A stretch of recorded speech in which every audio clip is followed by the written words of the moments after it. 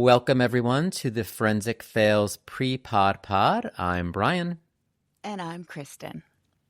And this is our little warm-up before we record the main pod, where we just shoot the shit a bit and give you our hot takes, our unfiltered opinions on anything and everything in life. As well as moronic miscreants, where we highlight the world's dumbest, most ridiculous crimes and the people who commit them. So it's been a few weeks, actually, since we've been able to do this. So it feels like we're both a little, well, not you. I'm going to say I'm a little rusty. I really couldn't even find the, taking people behind the curtain of how the sausage is made. I have a little template for this, and I couldn't even remember if we had a template or not. And Kristin reminded me that, you created our Google Drive organization system where these things are housed, and here's where the template is, you dummy. But I did not say dummy for the record. No. I just felt dummy. I felt dumb at the moment, and I'm also a little out of sorts because we're on a Saturday instead of a Sunday. Yes. Right? It's not freezing cold out. So no, although we did have, this week was insane. It was 80 degrees all over on the place. Tuesday. Wednesday night, I was lying in bed considering turning on my air conditioner because it was pouring rain and I shut my windows. Yeah. And then Thursday we had snow. Yeah, I know. It's crazy. And it's a kind of weather where I just never know what to wear, honestly. Right. Welcome to New Jersey in March, basically. Yeah. And even right now, I'm sitting here in a hoodie, and I'm not sure if I'm going to be able to stand this hoodie for much longer. But I did just come from the gym, and I mean, luckily this is not a video podcast. So, if this hoodie comes up, only you will have to deal with my bare arms. So, were they wearing any fragrances at the gym today? They were absolutely not. Oh, can we go back to that actually for a second? Sure. So I was at the gym, not Orange Theory, the regular gym a few weeks ago, and I identified one of the biggest offenders. And here's the problem. The problem is he's one of those people you look at and I kind of want to not like the person. Right. I've got many of those in my life. Yeah. Well, and it's because he just has he's on the older side, and he just has that older, I've been lifting forever, gym bro sort of vibe to him. And you just look at him and he talks to everyone. You assume he's going to be really obnoxious and horrible. He's the nicest freaking guy. He's the nicest guy. He always wipes down his equipment when he's done with him. He's so polite and respectful. He doesn't behave like you think he would. Again, and I'm basing purely on stereotypes, which is just horrible, but it is what it is. Right. But yeah, so he is the offender. So that's the one thing he does. But I just can't hate him. He's just the nicest guy. And it's not a terrible scent either. But it is a little bit strong. So I'm giving him a pass. Okay. I'm going to give him a pass. Personality goes a long way. No. It does. So he's sort of made up for it. I'm sure there's other offenders, but he's one of the offenders. But yeah. But no, there is no scent on me. Yeah. Yeah. So what else is going on? Well, I got a new desk chair. I was very excited about this because I am converting my spare bedroom into my office. I've got bookshelves and my little collections of stuff. And nice. So I ordered a new desk chair to go with the, new desk. And it was delivered a few weeks ago, right after our last recording session. And I was very excited, and I opened it up, and there were no directions. Oh. None. Yeah. And I looked online, and there were no directions. Is this an Amazon thing? Yes, it is. And I contacted the seller, and I explained, and I was notified that they would get back to me in 48 to 72 hours. Now, I have zero patience for waiting. Yeah. And I had already opened the box and taken out all the pieces. And I was like, okay, this is not going to work. So I had two options. I could put everything back in the box and return it, which was not going to happen because no. And then I was like, all right, well, I'm not an idiot, so I could probably figure this out on my own. So I took my old desk chair, which is nothing like the new one, but I figured it's probably the basic theory of how it's put together. Brought it into the living room, flipped it upside down, studied all the pieces of the new one, put the new one together. It took me about 3 hours. Wow. And I'm sitting on it right now, and it has not broken. That's great. Well, so, if all of a sudden I notice you disappear from the frame, then but that's impressive. That was that's a very smart. Did the seller ever get back to you actually? Yeah, a week later. Okay. And sent me a PDF of instructions in a foreign language. Oh, yeah, I love that. Yeah, actually. I was like, that's no help at all. A lot of the stuff on Amazon that you get, even the stuff that's like top rated, bestseller, Amazon's choice, they come from companies that you actually never heard of. And then you look at the box and you look at the instructions, and it is, I would say 90% of the time coming from China, written by people who are not native speakers. And there really could be a whole market for native English speakers to help edit these things. Right? I agree. I mean, the writing is horrible, and I just honestly cannot believe that nobody thinks to have an English-speaking editor look at this stuff. Yeah. I agree. Yeah. So too lazy to do my own shopping in a physical store for certain things. I also didn't want to deal with like wrangling a desk chair from my car to my house. Yeah. So a lot of the fault is my, laziness, which I completely own.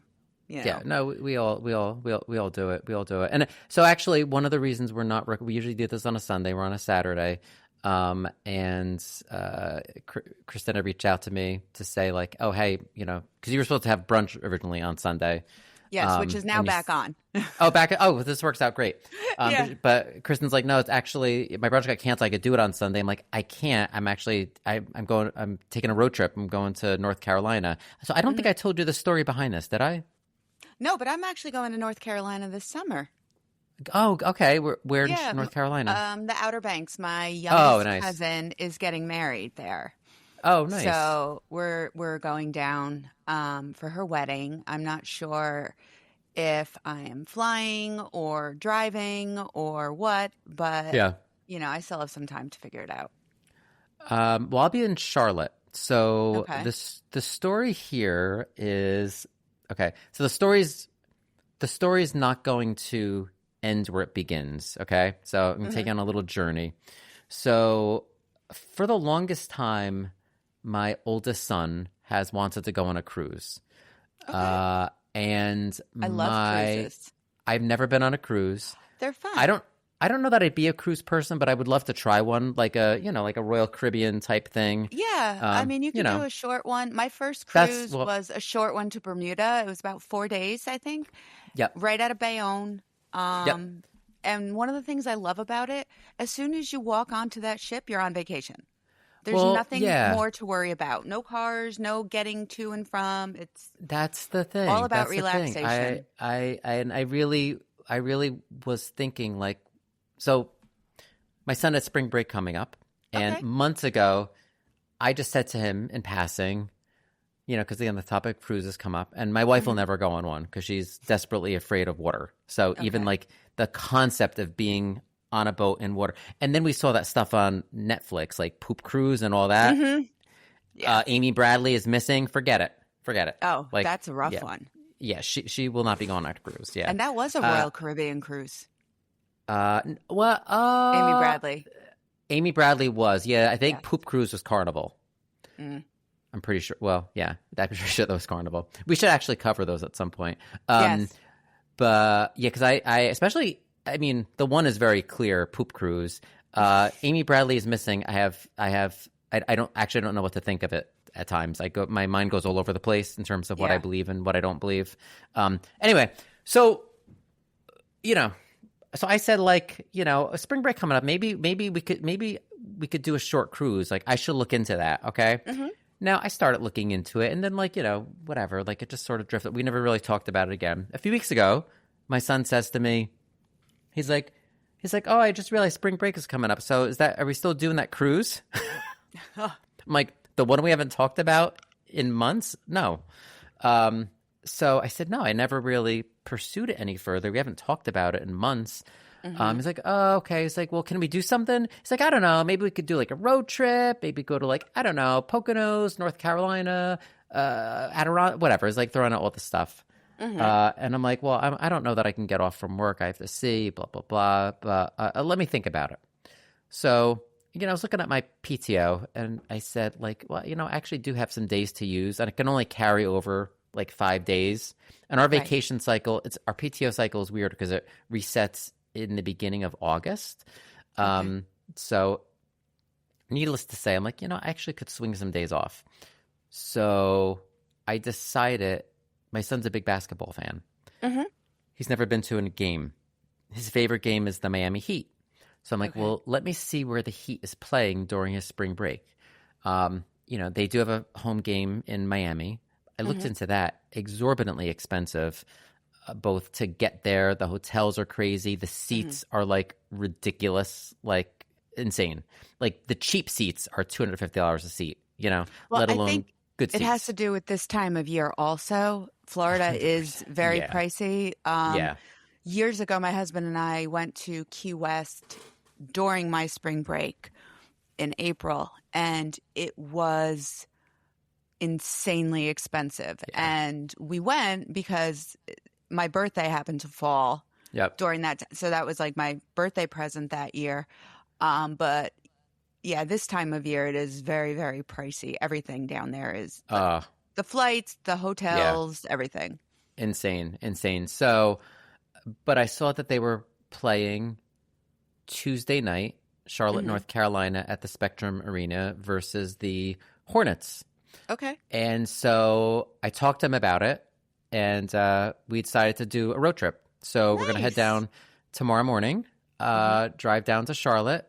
We already mapped out, and midway on the drive, we will be stopping at a Waffle House. Nice. I have never been to a Waffle House. I've always wanted to go. I want the whole covered trashy waffle. Covered, smothered. Yes. I hope the place is sort of trashy. Like, I want the whole Waffle House experience. Oh, I will be demanding photo evidence of this road trip. Okay. I will. No. Oh, yeah. I will definitely be doing photo evidence of the road trip. Lots of food porn pics. Throughout.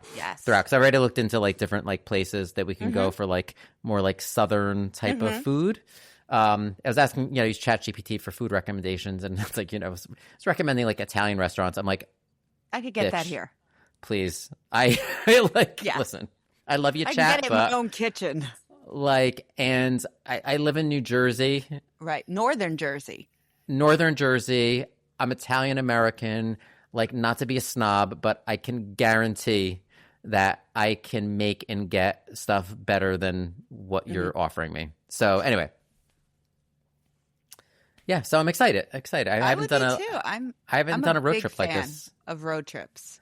I haven't really. We're not big road trip people. I've never driven that far. So yeah.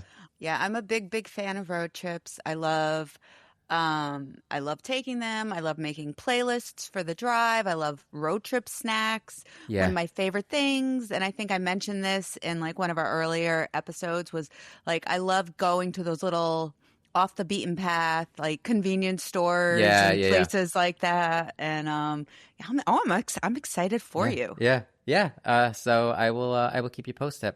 Actually, and that's a good segue. You mentioned snacks. That's actually a good segue to my hot take. Okay. So I texted Kristin earlier, and I said, like, maybe a few minutes late. I have to stop at the supermarket for a prop. So anyway, this week's hot take is that Gushers are highly underrated. Gushers candy? They still make them? Thank you. Okay. Yes. Let's see. You're proving my point. Yes. This is like Gushers. several years ago, 15 years ago when I was on the hunt for certs. Okay. Yes. Gushers are alive and well. Okay. Really? Yes. And so I've got a box right here. Oh, okay. So I've got the this is a tropical and strawberry variety pack. They are on sale $2.49 this week with your Price Plus card. Okay. For those of you who go to ShopRite. Anyway, so I'm going to open up my little pack of Gushers right now. Are those considered candies or Thank you. Okay. Snacks? Okay. We're getting to my point right here. Okay. Yeah. I don't mean to ruin the hot take. No. So I'm going to open it. They're so good. I mean, sorry for chewing on Mike, but No, that's fine. you've got your chewy outside. You've got your little burst of juice in the middle. And you hit on the problem, okay? So this is made by General Mills, which is not a sponsor of ours. But should be. Should be. The problem is this. You hit the nail on the head. The good people of the General Mills Corporation should just accept the fact that these are candy. Okay? This is trying Gushers, okay? Gushers is trying too hard to be some sort of a fruit snack, okay? This thing, okay, like even this label, okay, even am I holding it the right way? I don't even know. It is upside down. Okay, look, this is There okay. we go. So, I mean, look at this marketing, okay? This is candy marketing. Yes, Would you agree? This is candy marketing. Nothing about this screams fruit. Nothing about this screams healthy, okay? No. The first ingredient in both is corn syrup. The second ingredient is sugar, okay? Okay. So these are... So you get a double dose of sugar right off the... Right. From the Before we get anything remotely related to... and then the third ingredient, okay, is pear puree, okay? Which honestly is just meant to be a natural sugar, but still sugar. That's not even really for flavor, okay? Like, it's a way down before we get anything remotely related to fruit. Like, this is not a source of fruit. I don't even see any actual, like, for the example, the strawberry ingredients, I don't even see any. I mean, granted, my peepers are not good, but I do not even see anything that says strawberry in the ingredients, okay? Oh, God, that's sad. Like, you're trying too hard to be a fruit snack. This is located, you know how to go? Like, you can't even... The reason you didn't know they existed, too, is because they're so hard to find, because they're not logically where you think they should be. In my mind, okay, this should be by the candy, okay? Right. The candy aisle. Or they should have, like, larger packets, right? Like maybe the size of a bag of Skittles at the cashier, okay, for you to grab, okay? I think their sales would go through the roof if these were at the registers, because there would be people our age, okay, like there would be Gen X and millennials who would be at the register and be like, oh my God, they still make Gushers? Right? And would be swooping them up. This is located next to the granola bars. Oh. I'm sorry. Like, yeah, this is nestled between the granola bars and like the Welch's fruit snacks, okay? Ugh. I know, but like Welch's fruit snacks at least has actually a little more fruit in it. Even like it's located also like not far from like Fruit by the Foot, which I think these people also make. Even that I think actually has more fruit in it. Okay, you know that is dehydrated fruit. At least this is not fruit. This is a candy, and it's delicious. Okay, just own the fact that you're a candy. Okay, Gushers are kind of like the little jugs of juice, and I use that term so lightly. The little barrel jugs, right? That's like the equivalent of that in the fruit snacks world, right? Yep. Like some of my students bring those in, and they're like, "Oh, I have my juice." I'm like, dude, that's not juice. That's water and sugar. Right. First of all, no fruit coloring. is that color. No fruit is that fluorescent. So, in summary, I suppose my hot take is that Gushers are both underrated and mismarketed.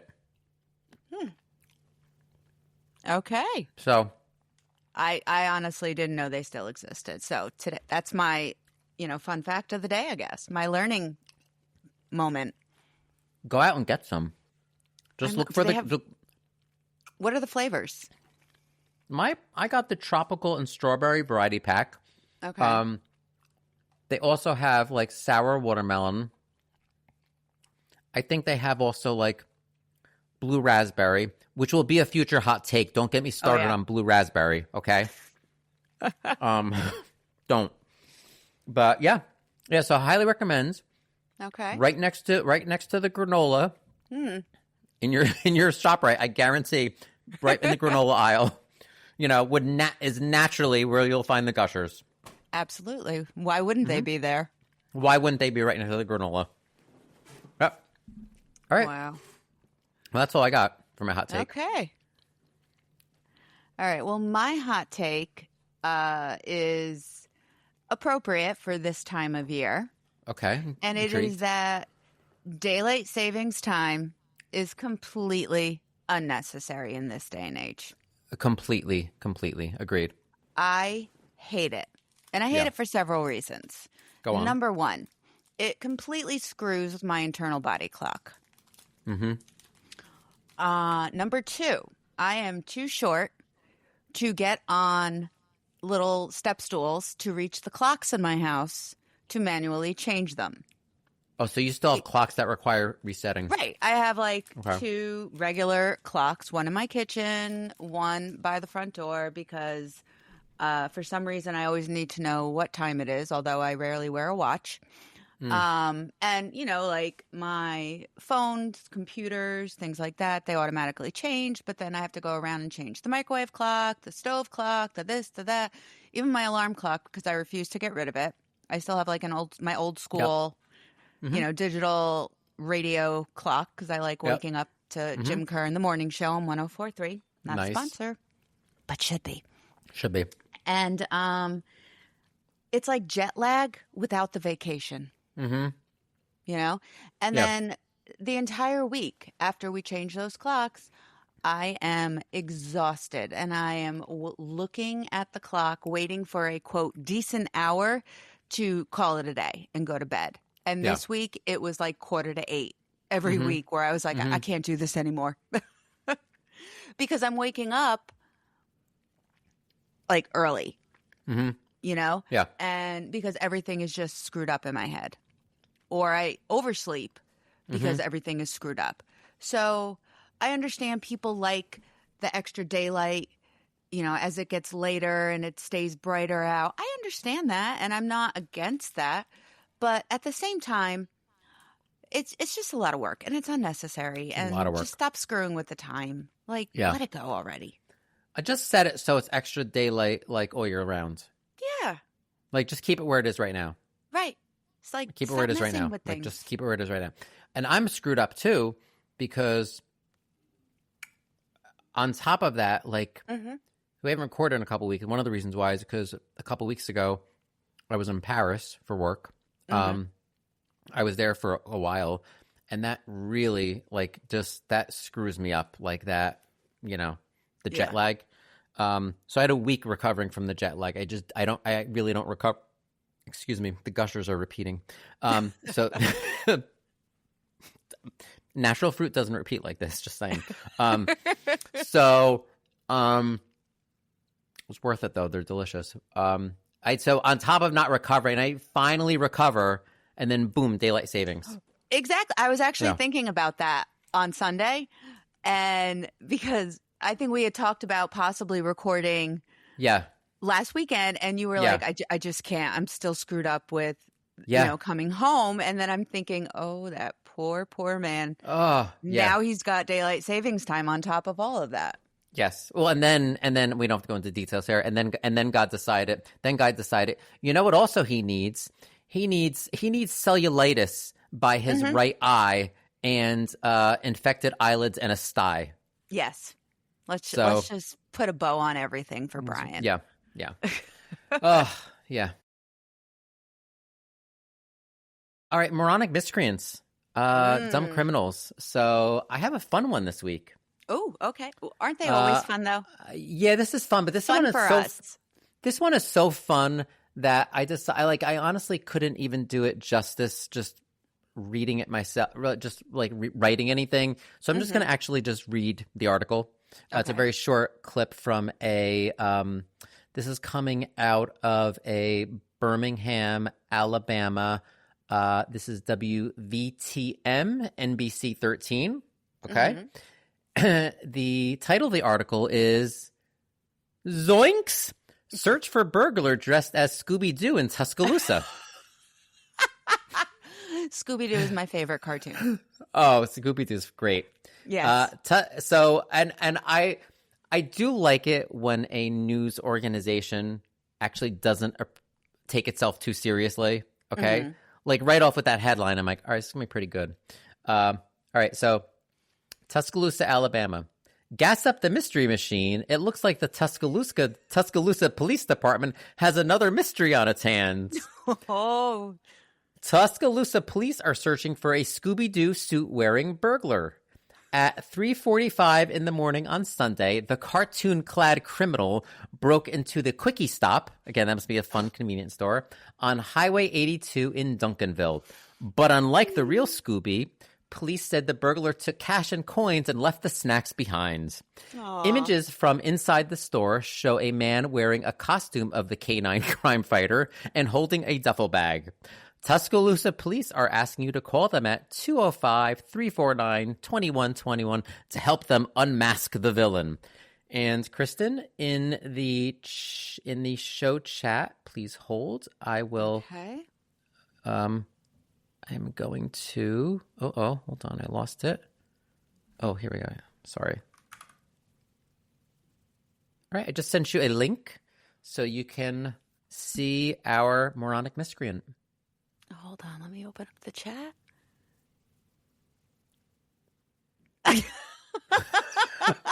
Oh my God. Isn't that great?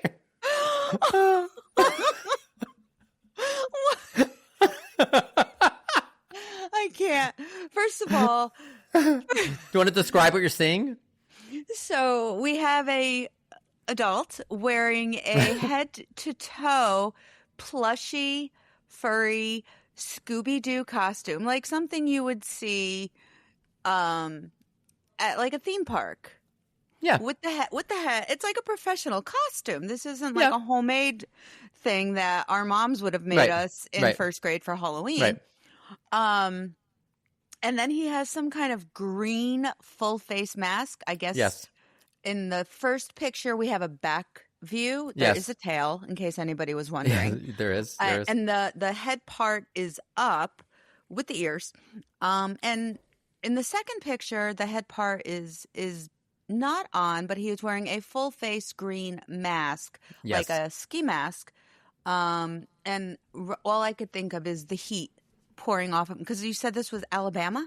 Alabama, yeah. Oh, so a nice warm state. I can only imagine what the inside of that suit smells like. Oh, it must have been rank. Right? Oh my God. Yeah. I looked for updates. I don't know if, I don't know if he was ever, apprehended or anything. But So, Kristin, it's your time to be judge and jury. What is your punishment for our bandit Scooby when we catch him? He's going to be locked in a cell with Scrappy. Oh yeah, like the yes. He's gonna have Scrappy to, pay out his penance in a jail cell that he shares with Scrappy Doo, who is, in my opinion, the cousin Oliver / Yoko Ono of cartoons. Yeah, I agree with you. Yeah, or the Ted McGinley. Yep. Yeah. Yes. Yeah. Scrappy is definitely the moment Scooby-Doo jumped the shark. Jump the shark, exactly, 100%. Oh my God. All right. That is so funny. So that's mine. Okay. So What do you got? miscreant occurred in Florida. Okay. Yes. And in October of 2025, a Florida man decided to hold up a few convenience stores, as one Okay. does, and Right. stole $7,000 in scratch-off lottery tickets. Wow. Okay. Yes. Apparently, though, he was a big winner Okay. and returned to said convenience store to cash in his prize. The same store. The same store. Like, okay. There's so many places he could have gone to Yes. cash in a ticket. He went to the same store. That's lazy. So Justin Farley pulled, and I'm reading this directly from the New York Post.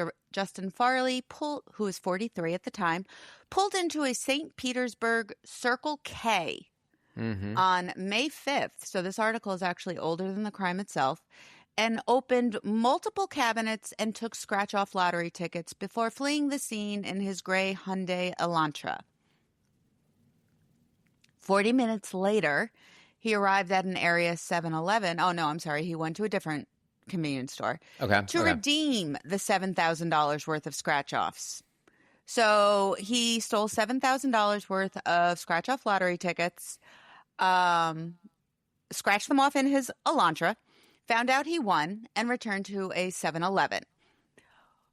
He was unsuccessful in redeeming those tickets and, quote, the bumbling thief then returned to the same Circle K, tried to cash in on the 7 ticket books he stole from the store, and once again failed. He left, returned minutes later, only to come up empty-handed a third time, and drove back to the original 7-Eleven where he first tried to cash them in, this time wearing a mask, a yellow shirt, a pair of black sneakers, a fake gun, demanded the staffer open the cash register, and stole $120 and a pack of Newports. Yes. Due to the outdoor cameras, they were able to get his license plate because he pulled right up in front of the store. Oh, my God. And was pulled over by cops on his way home, was booked on commercial burglary and grand theft. After his arrest, Farley told the cops he needed the money. He admitted to committing the crimes. He was indicted by a grand jury and will be charged federally. Wow. Oh, federally. Yeah, it's a federal offense, apparently. I think maybe, actually, I don't really know why it would be a federal offense, but that's outside my wheelhouse. So any lawyers listening to us, maybe they could explain that. The only thing I could think of is maybe some of this is my headcanon right now, is that I do believe there are sometimes scratch-off tickets that are like multi-state collaborations. Could be. I'm also wondering if it's because it is a state-run game. You know, it's like the New Jersey State Lottery. Yeah. So he also does have a criminal history, felony, drug, and firearm possession. So wow. Maybe that's why he needed all the money. You know what he should have done? Stolen a copper cannon from a state park because... Oh, yeah. My guy from our last miscreant tried doing that, and we all know how that worked out for him. Exactly. So that's my fun story this week. So go ahead and throw down. All right. Yep, I'm ready. I'm going to lay down the justice for him.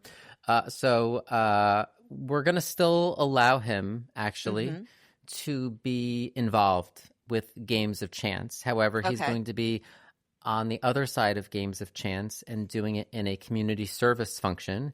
And he shall have to forever spend the rest of his Saturday nights serving as a bingo caller for Catholic churches. And so for those of you who are not familiar with Catholic Church bingo, it is brutal. Yes, it is. I mean, it is just brutal. I mean, I've gone. Yes. It's kind of fun, It but is. like the serious bingo players are brutal. They're nasty. They'll yell at the caller if they're too slow. Are a rough crowd. So good luck with that, sir. I would actually like to add to that. Instead of it being Saturday night bingo, it should be Friday night fish fry bingo during Lent. So you have to deal with the smell of the fish fry. The smell is never coming off at that point. Yeah, I like it. It. All right. Well, I think it's time we transition over to some more hardcore criminal cases. Yes, and I think so. I think we are ready to record the main episode, the Wilson murder. So okay. That's it for today, and we will see you all next time. Yes, thanks for joining us. We'll see you again soon. Bye-bye. Bye.